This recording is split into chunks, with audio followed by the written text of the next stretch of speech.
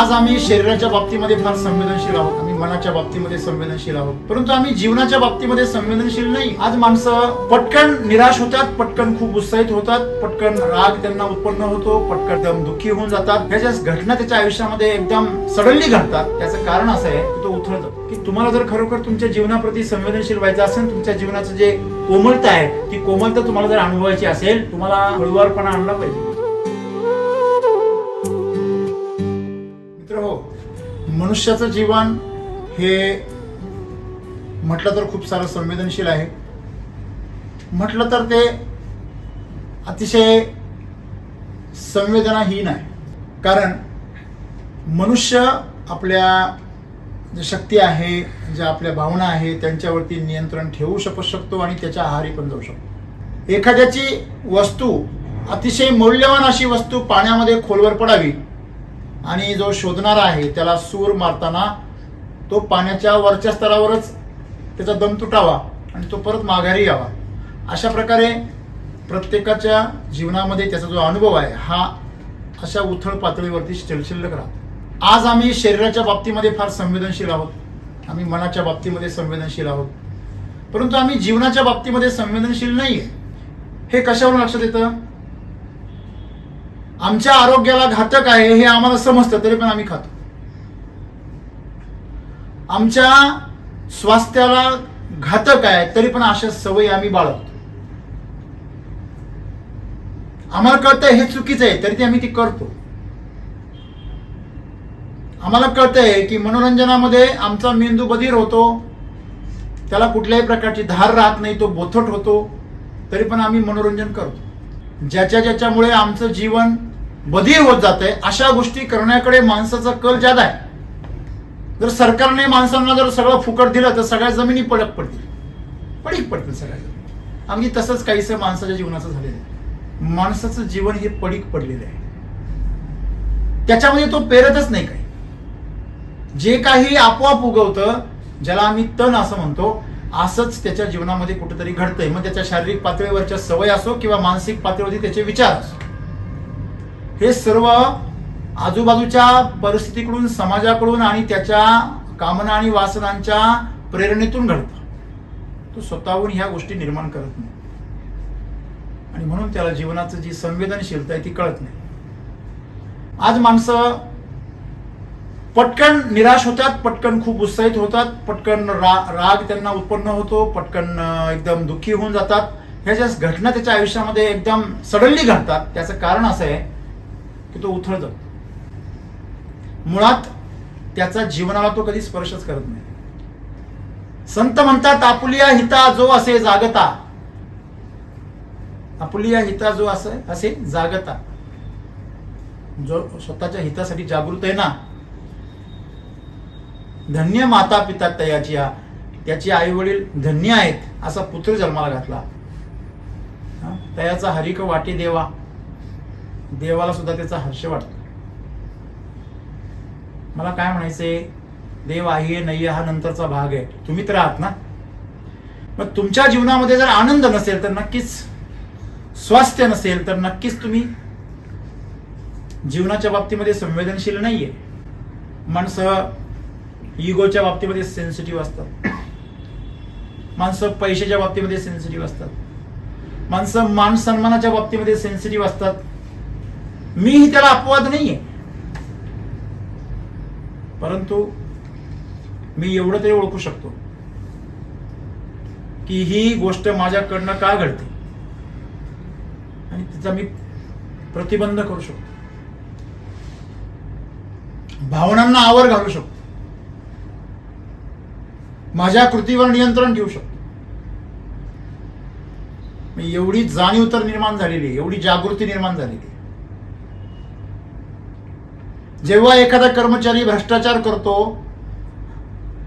एखादा शेतकरी विषारी रसायनं वापरून पीक पिकवतो, जेव्हा एखादा बिझनेसमॅन आपल्या ग्राहकांना लुटतो, जेव्हा एखादं सरकार जनतेचा पैसा लुटून स्वतःची पोतडी भरतो, तेव्हा त्यांना ह्याची जाणीवच नसते की ह्या पैशाचं आम्हाला नेमकी करायचं काय. ह्या भ्रष्टाचारातून कमवलेला जो पैसा आहे त्याचा मला काय करायचं आहे. जे लोक भ्रष्टाचार करतात, चुकीच्या मार्गाने पैसा कमवतात, पद कमवतात, ह्या सगळ्या लोकांनी त्यांच्या पुढच्या पिढ्यांना काय दिलं? आपण म्हणतो मी सगळं आमच्या लेकरं बाळांसाठी करतो. पण लेकरं बाळांसाठी करतो म्हणताना जर तुमची लेकरं बाळ तुम्ही कमवलेला पैसा सांभाळण्या इतपत सुद्धा सक्षम नाहीये, तर मग तुम्ही नेमकी जीवनामध्ये ते पैसा कमवण्यासाठी तुमचा आत्मा का विकला? आपण म्हणतो यांचा आत्मा विकलाय. आत्मा विकून लोक पैसे कमवतात, पद कमवतात. तुम्ही सरकारी यंत्रणेमध्ये किंवा अधिकारी असतील त्यांना जर विचारलं काय बाबा तुम्ही भ्रष्टाचार का करता, ते म्हणतात नोकरी टिकवायची आहे, वरती पैसे द्यावे लागतात. नोकरी का करायची आहे? पैसे कमवण्यासाठी करायची. पैसे कमवण्यासाठी नोकरी करायची, नोकरी टिकवण्यासाठी परत पैसे जास्त कमवायचे. हे दुष्टचक्रामध्ये ते सापडलेले. जेव्हा हे लोक रिटायर्ड होतात अक्षरशः बेवारस होऊन मरतात. मुलं बाळ फॉरेनला नेऊन पोस्ट केलेले असतात, त्यांना पाहायला सुद्धा कोणी नसतं. सर्वात महत्वाची गोष्ट म्हणजे ज्या पैशाच्या मागे, पदाच्या मागे आम्ही सगळे पळतून त्या बाबतीमध्ये संवेदनशील राहतो, त्या बाबतीमध्ये आमच्या जीवनाचा अंतिम परिणाम आहे तो काय? मग असं जीवन ज्यावेळेस तयार होतं ना, त्यावेळेस माणसं मग कुठेतरी मनोरंजनासाठी, कुठेतरी व्यसनाच्या अधीन जाऊन स्वतःच्या जीवनामध्ये स्वतःची फसवणूक चालू करतात. सर्वात जास्त प्रमाणामध्ये नशा का वाढलेली आहे? नाशिक सारख्या ठिकाणी 300 करोडची ड्रगची कंपनी सापडते, म्हणजे ही छोटी गोष्ट आहे का? म्हणजे आपल्या हे लक्षात आलं पाहिजे की ज्या मोठ्या प्रमाणामध्ये मनोरंजनाचा पसारा वाढलेला आहे. तुम्ही जर आज मोबाईल ओपन केलं आणि कुठलेही जरी रील ओपन केले तर 99.9% काय आहे? टाइमपास आहे. प्रत्येक जण फक्त काय करतोय? मनोरंजन करतोय. नकलाकार बनले लोक. कलाकार कोणी नाही राहिले, सगळे न कलाकार.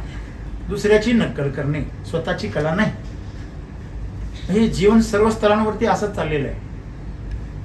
जीवन एक मजाक बनत चाललेलं आहे, एक गंमत बनत चाललेली आहे. आणि सर्वजण बेधुंद होऊन जगायचा प्रयत्न करत आहे. कोणीही शुद्धीवर येण्याच्या प्रयत्नात नाही आहे. आणि म्हणून सद्गुरूंना आम्हाला जागा करायचे. ते म्हणतात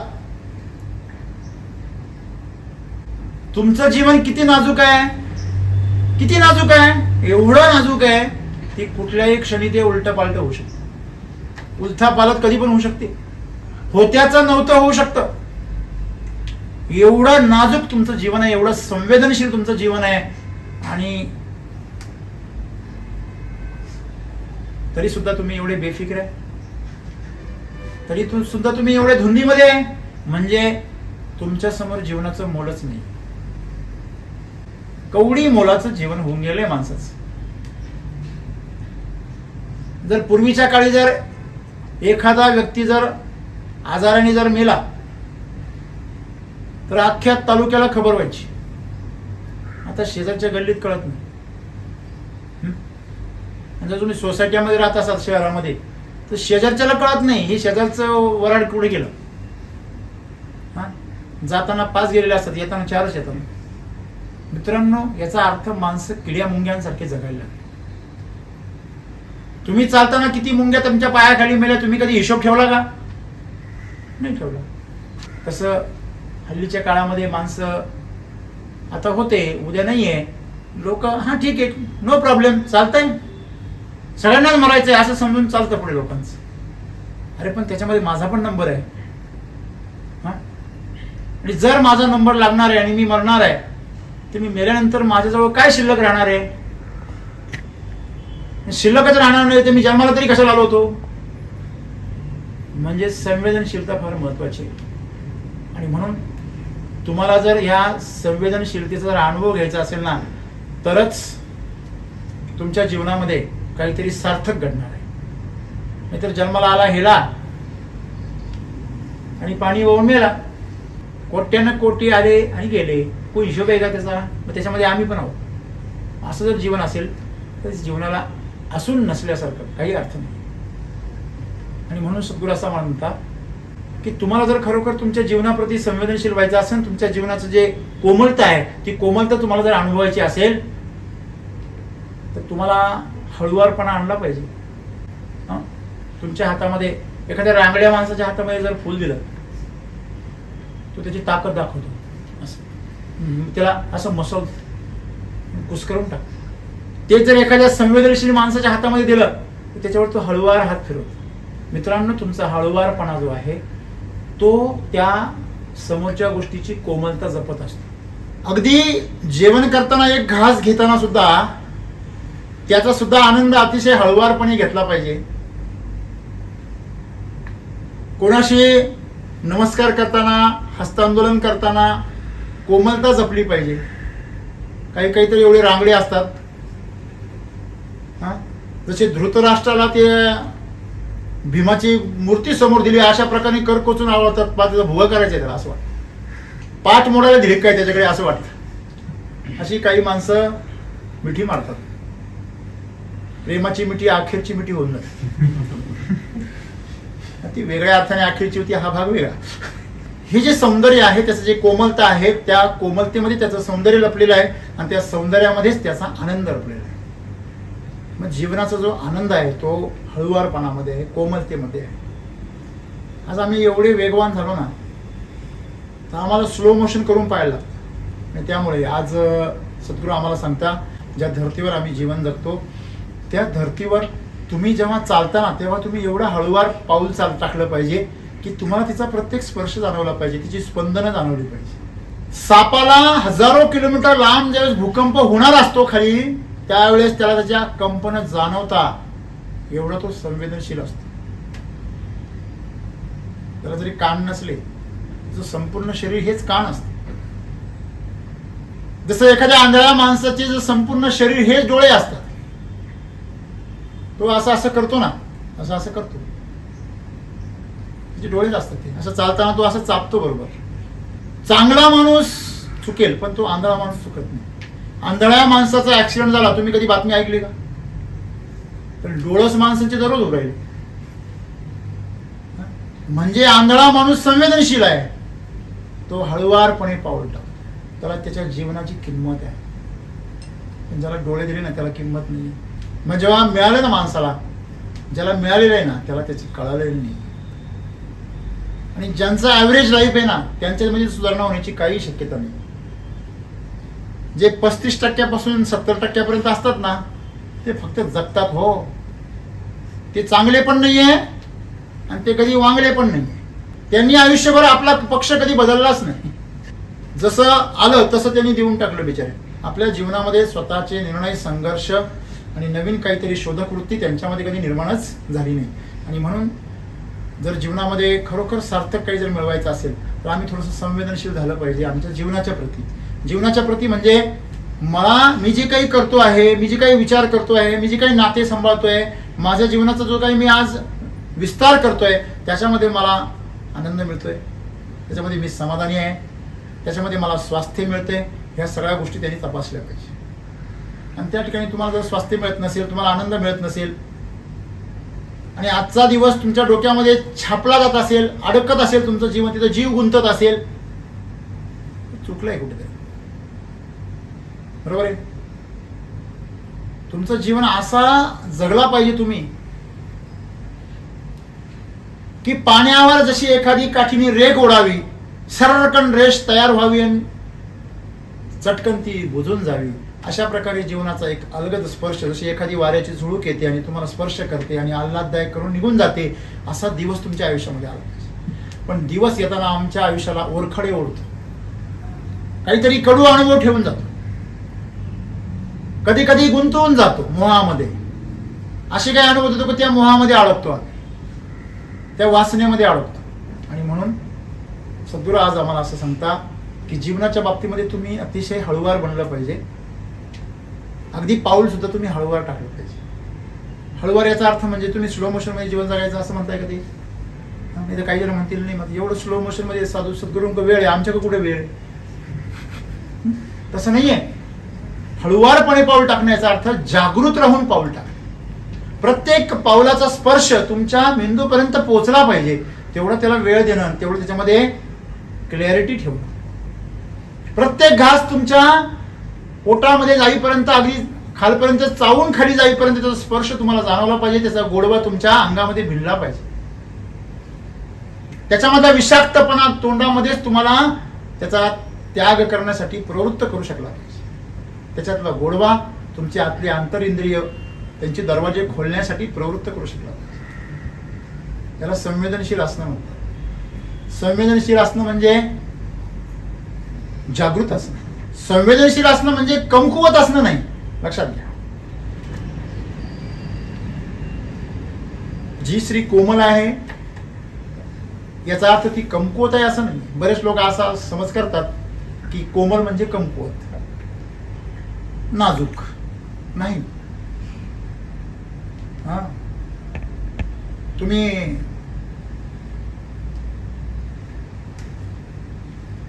वांग्याच्या झाडावरची काठी पाहिली असतील, किंवा एकदम सोपं हरभऱ्याच्या झाडावरती एक आंब असते बघा, अशी रोम असतात, किती नाजूक असतात ते, किती नाजूक असतात. त्याच्यामुळे चालून बघा बरं तुम्ही. तुम्हाला नाही थैथ्या नाचायला लागलं तर मग बघ, एवढा 60-70 वजनाचा किलो वजनाचा देह तुमचा थैथ्या नाचतो, एवढे खतरनाक असते ते. तो डायलॉग आहे ना,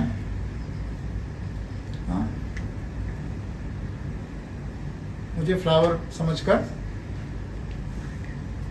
गलती नहीं करना, मैं क्या हूं, फायर.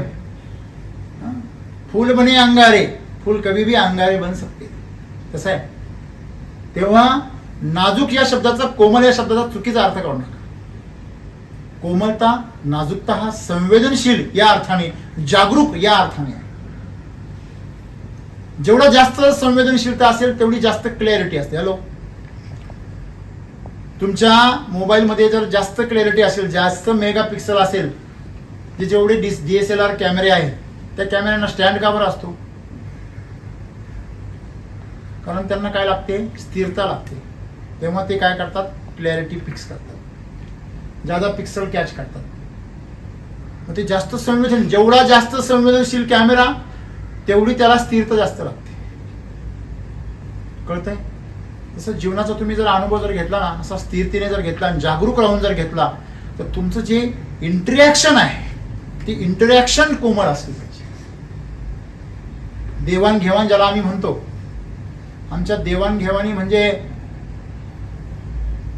दोन रेड्यांनी एकमेकाला धडक मारावी अशा प्रकारे असतात, है की नाही? आम्ही एकमेकाला आवाज देताना पण कशी देतो, कशी देतो? कानाचे पडदे फाटावे असे कर्कश आवाज काढतो.